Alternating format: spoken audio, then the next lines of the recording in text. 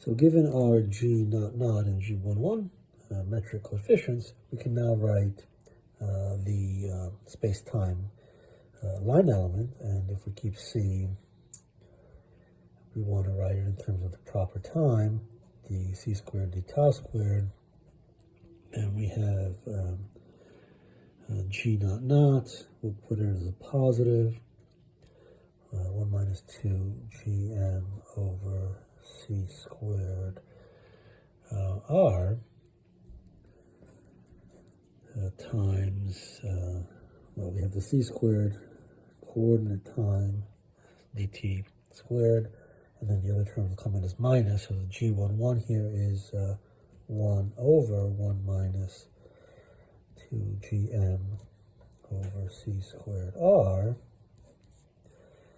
and the r squared, and then we have minus r squared d theta squared minus r squared sine squared theta d phi squared.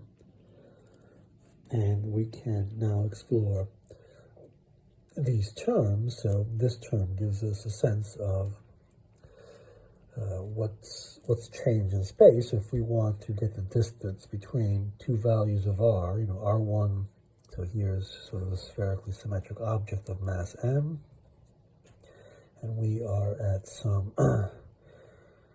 we want to consider a value of r, call it r1, and a value of r called r2, different coordinate r values. Then we can figure out what that distance is. It's not the same as in empty space. It's going to involve integrating this object. So we have a d r equals 1 over 1 minus 2 gm over c squared r times dr, square root, because we're taking the square root, we want r, and that's going to be the integral from r equals r1 to r2 of this quantity in dr.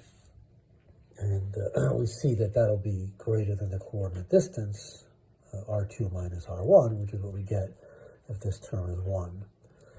And similarly, if we want to think about time, then we're dealing with a relationship between t and tau. Here we have, so we set all the other coordinate differences to 0, and we have 1 minus 2 gm over c squared r in dt squared.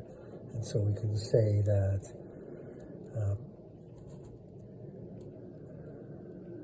the tau, I want to take the square root, is equal to 1 minus 2 gm over c squared r square root times dt. And so we can see that, let's rewrite this as, well, this is the relationship between a coordinate time difference and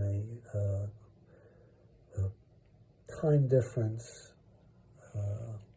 well, a proper time difference. We're considering dr equals d theta equals d phi equals 0. And so it's a clock that's sitting at some location in space. It's fixed, and this is telling us that